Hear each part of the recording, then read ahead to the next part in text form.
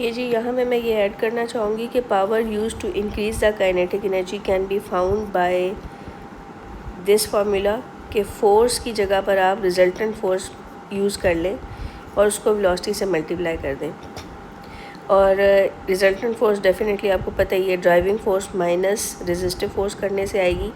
और आप क्यों ये यूज़ कर रहे हैं रिजल्टेंट फ़ोर्स, क्योंकि रिजल्टेंट फ़ोर्स ही एक्सेलरेशन बनाती है और एक्सेलरेशन की वजह से इंक्रीज़ इन स्पीड आती है, ठीक है ना।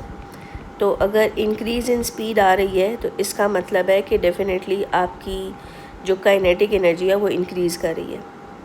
तो इसके पीछे ये कॉन्सेप्ट है। और अगर आप power use to overcome the resistive forces मालूम करना चाहते हैं तो आप इसके लिए क्या फिर करेंगे, आप रेजिस्टिव फोर्सेस को मल्टीप्लाई कर दें वेलोसिटी के साथ। लेकिन याद रहे कि ये जो रेजिस्टिव फोर्सेस हैं ये इंजन के डिफरेंट पार्ट्स के दरमियान नहीं है, बल्कि ये ख़ास तौर पे एयर रेजिस्टेंस है या friction between the tyre and road है, या जैसे मैंने बताया पहले कि वेट का कोई कंपोनेंट भी हो सकता है अगर आपकी गाड़ी किसी प्लैंक के ऊपर जा रही है, ठीक है जी।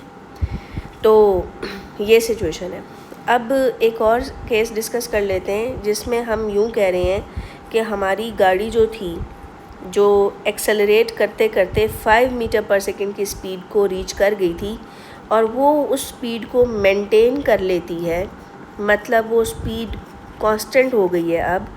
और जो रेजिस्टिव फोर्स थी आपकी 5 न्यूटन थी और स्पीड मेंटेन हुई है, लेकिन स्पीड मेंटेन होने का ये मतलब है कि फॉरवर्ड फोर्स और बैकवर्ड फोर्स बराबर हो गई हैं। तो डेफिनेटली ड्राइविंग फोर्स को डिक्रीज़ होके रेजिस्टिव फोर्स के बराबर आना पड़ेगा, तभी आपकी स्पीड कांस्टेंट हो सकती है। और इन्होंने ख़ास तौर पे ये कहा है कि स्पीड जो कांस्टेंट हुई है वो प्रीवियस स्पीड यानी 5 मीटर पर सेकंड पे ही हो गई है कांस्टेंट, ठीक है जी।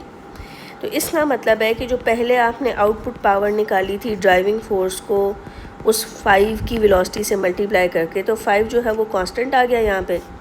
तो ड्राइविंग फोर्स जो है वो पावर आउटपुट के डायरेक्टली प्रोपोर्शनल है। तो अगर आपकी ड्राइविंग फोर्स रिड्यूस होगी है पहले के कंपैरिजन में, तो आपकी पावर आउटपुट भी रिड्यूस होगी। और इसको और गहराई से समझने के लिए हम देख सकते हैं कि अब चूँकि आपकी गाड़ी एक्सेलरेट नहीं कर रही, रिजल्टेंट फोर्स आपकी ज़ीरो हो गई है, इसका मतलब है power use to increase the kinetic energy zero हो गई है।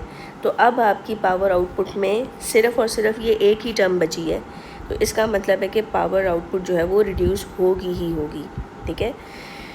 और यहाँ पे एक फ़ायदा ये है कि पावर आउटपुट ना सिर्फ ड्राइविंग फोर्स को वेलोसिटी से मल्टीप्लाई करने से आ सकती है, बल्कि यहाँ पे रेजिस्टिव फोर्स को आप मल्टीप्लाई कर दें वेलोसिटी के साथ, तब भी पावर आउटपुट निकल आएगी। उसकी वजह यह कि यहाँ पर इस सिचुएशन में ख़ास तौर पे ड्राइविंग फोर्स और रेजिस्टिव फोर्स बराबर हो गई हैं, ठीक है। तो ये चीज़ है।